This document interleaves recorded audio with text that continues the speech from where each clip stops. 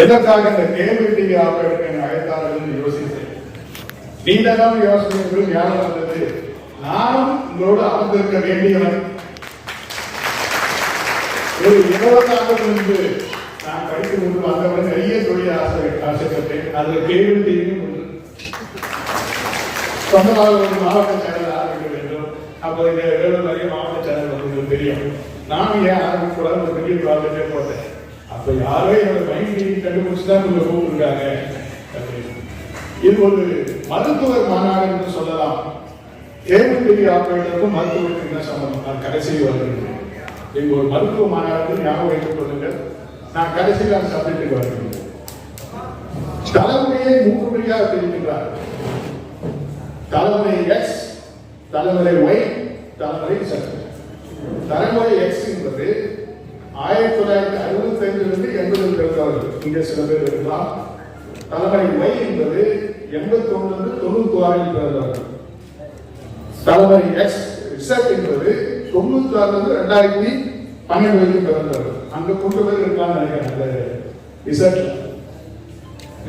தலைமுறை எக்ஸ் 65 80 பிறந்தவர்களுக்கு ஒரே ஒரு பொழுதுபோக்கு ரேடியோ. அதை தவிர வாழ்க்கையில் எதுவும் பொழுதுபோக்கே இல்லை. அதுக்கப்புறம் 80 96 எல்லா பொழுதுபோக்கும் வந்துருச்சு. டிவி வந்து விட்டது. இப்ப இருக்கிறவங்க தேவையே இல்லை. உலகமே கையில் இருக்கு. நான் தான் வரவன் காலையில் ரிமைண்டிங் சொல்லுவாங்க. இந்த சினிமாவில் பார்க்க பிளாக் அண்ட் ஒயிட் ரொம்ப போடுவாங்க. அப்ப பார்த்துட்டாங்க என்ன எப்படி நம்ம எல்லாம் வாழ்ந்தோம். நீங்க முதல்ல பாத்தீங்கன்னா அந்த எக்ஸ்ட்ரா தலைமுறைக்கு ரேடியோ கார்டு எதுவுமே இல்லை. இந்த டிவின்னு ஒன்று வந்தது. அப்ப பாத்தீங்கன்னா கிராமத்துல பஞ்சாயத்து டிவின்னு இருக்கும். வீட்டுல ஒரு டிவி. நான் என் கூட்டு எக்ஸாம்பிளே சொல்றேன். First black and white TV வாங்கிட்டு எனக்கு பெரிய விஷயமா இருக்கும். அப்போ 1981 ஏசியன் கேம்ஸ் டெல்லியில் நடந்தது. அப்பதான் ஃபர்ஸ்ட் கலர் டிவி வருது. அங்கே பிரதமர் இந்திரா காந்தி உடையதான் கலர் டிவியில பண்றாங்க. அப்ப இந்த கலர் டிவி பார்க்கணும் ஆசை. அப்பதான் டானி எலக்ட்ரானிக்ஸ் இல்ல டிவி வாங்குறது. அப்ப சென்னையில எங்க அப்பா கூட்டு போனாங்க. நடிகர் சோ அவருடைய நண்பர். அவர் வீட்டுல தான் கலர் டிவி வந்து 1981. நாங்கெல்லாம் குழந்தைங்க கார் வச்சு கலர் டிவி பார்க்கறது. சென்னைக்கு பிறகு அவர் வீட்டுல கலர் டிவி பார்ப்பேன். ஏசியன் கேம்ஸ் வாழ்க்கையில் மறக்க முடியாது. பெரிய மகிழ்ச்சி. இங்கிலீஷ்ல வாவ் அப்படின்னு சொல்லுவாங்க. அப்படி ஒரு மகிழ்ச்சி நீ தலைமுறைக்கு வரதில்லை. எதுவாக தான் இதானே அப்படின்னு இங்க இருந்து போய் சாப்பாடு கட்டிட்டு கார்ல போய் சென்னையில கலர் டிவி பார்க்கறதுக்காக போன காலம் உண்டு. அப்படியெல்லாம் வாழ்க்கணும். பட் இன்னைக்கு அப்படி இல்லை. அதுக்கப்புறம் ஒவ்வொரு பரிமாறும் 1936 தான் பிரிட்டிஷ் மன்னருடைய உரையை பிபிசி சேனல் கொடுத்துருக்குது. அப்பதான் இந்த பிபிசி வருது. 48 டிவி ஒண்ணு வருது. வரும்போது பாத்தீங்கன்னா ஒரு வளர்ச்சி. ஒரு மனிதன் வந்து குறையில இருந்து மனிதனானு சொல்றோம் இல்லையா? அதனால ரேடியோவில் வந்து நீங்க கேபிள் டிவி வரைக்கும் வந்து நிற்கிறோம். நீங்க கேபிள் டிவி வந்து பாத்தீங்கன்னா 48 America first time cable TV எடுத்து வராங்க. அதுக்கப்புறம் 80 வந்துச்சு. 90 ஃபுல்லா கடையில வந்துருச்சு. அதுக்கப்புறம் பாத்தீங்கன்னா டிவி தூர்தர்ஷன் ஒன்று இருந்தது. தூர்தர்ஷன் வேற அவ்வளவு அதிகமா வராது. புள்ளியா வரும். ஆன்டினா வேலையாக ஒருத்தர் அந்த தலைமுறை தான் உங்களுக்கு தெரியும். திருப்பணும் அப்பதான் இந்த சேனல் ரொம்ப தெரியும். ஏதோ அவர் ரசிக்க வந்தாரா கமல் வந்தார் நம்மளே சொல்லிக்கணும். புள்ளியா முதல்ல தெரியும். 2 வாரத்துல 2 நாள் தான் வெள்ளிக்கான ஒளிய முடியும். ஞாயிற்றுக்கிழமை படம். இது 2 விஷயம் தான். அதெல்லாம் ஹிந்தி போகும். ஞாயிற்றுக்கிழமை காலையில குழந்தைகளுக்கு ஈமேன் ஒன்று போடுவாங்க. ஸ்பைடர் மேன், சூப்பர் மேன் இதெல்லாம் போடுவாங்க. டிவி தான் அது மட்டும் தான் இருந்தது. பட் இந்த புரட்சி கலர் டிவி வந்தது. அப்ப பாத்தீங்கன்னா இந்த வீடியோ டேட்டர் சிங்கப்பூர் மலேசியா தான் வரணும். இல்ல வரணும் சார் போய் வாங்கணும். 1,20,000 ரூபாய் 70,000 பிளஸ் ஒரு 50,000. அப்போ வந்து MD 300 ஒன்று எடுத்து MD 271 இதான் ரொம்ப ஃபேமஸ். வீடியோ கேசட் அப்படின்னு வந்தது. அப்போ வந்து வீடியோ கேசட் வந்து ரொம்ப அரிது. போய் ஒருத்தர்கிட்ட வாங்கணும். பட்டம் ரிலீஸ் ஆகிறதுல வீடியோ கேசட் வந்துடும். அதுக்கு காசு அதிகம். அவ்வளோதான். 1 மணி நேரத்துக்கு 30 ரூபா கொடுத்தோம். அதுக்கப்புறம் 10 ரூபா ஆச்சு, 15 ரூபா ஆச்சு. VCD வந்தது. அப்படி தலைவெழுத்தையும் மாற்றி இப்போ டிடிஎச் வந்துருச்சு. இப்ப டிடிஎச் சொன்னாலும் என்கிட்ட டிடிஎச் இருந்தாலும் நான் பார்க்கறது கேபிள் டிவி தான். ஏன்னா அவர் சேனல் வேற யாராலும் கொடுக்க முடியாது. நீ வந்து இந்த ஜெனரேஷன் சொன்ன இல்லையா, 100 ரூபாய் 100 சேனல் கொடுத்து ஒரு கேபிள் டிவி தான் முடியாது.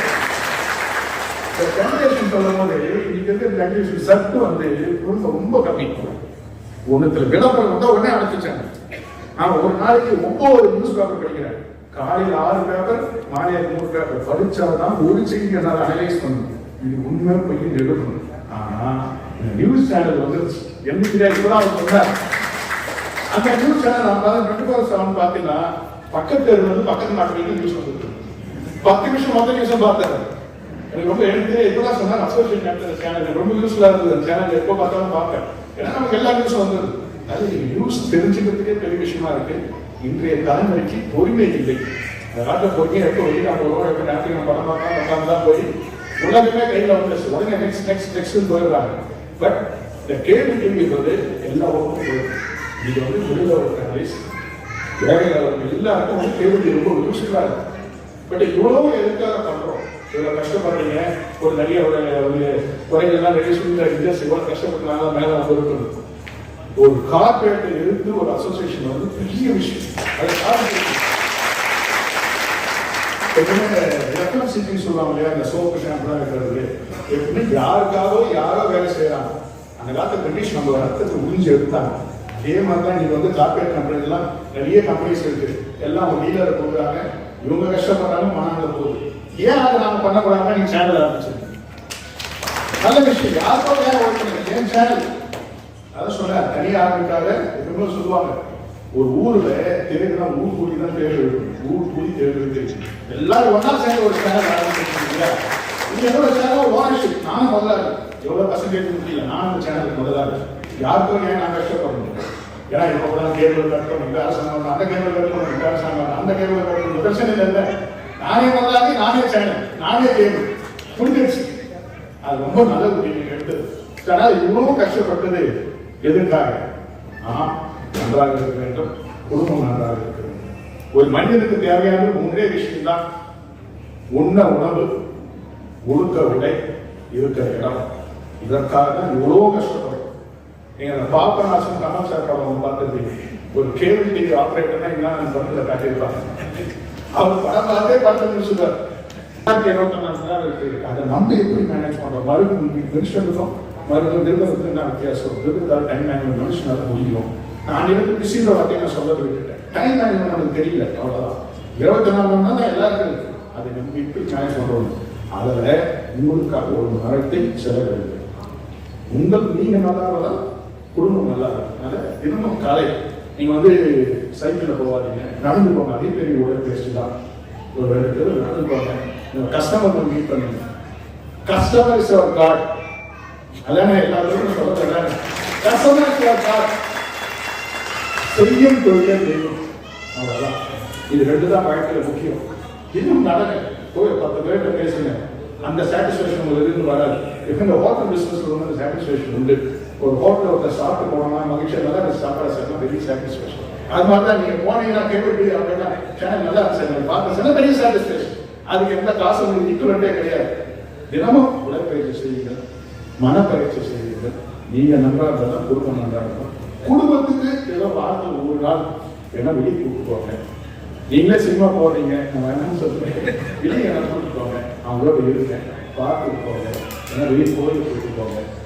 ஏன்னா அந்த மகிழ்ச்சி வேற எதுவும் தராது. நீங்க ட்ரெஸ் எடுத்து கொடுக்கலாம், பட்டாசு வாங்கி கொடுக்கலாம், வாட்ச் வாங்கி கொடுக்கலாம், பைக் வாங்கி கொடுக்கலாம். ஆனா அப்பா என்னோட இருக்கிறார், அம்மா என்னோட இருக்கிறார், தாத்தா பாட்டி எல்லாரும் பார்த்து 1 நாள் ஒன்னா உட்காந்து சாப்பிடுறதோ பேசுறதுங்க உங்களுக்கும் ஆயுட்காலம் அதிகமாக இங்கு கூறிக்கொண்டு இந்த மாபெரும் வெள்ளி விழாக்கான இந்த சங்கத்துக்கு வாழ்த்துக்களை கூறி நன்றி.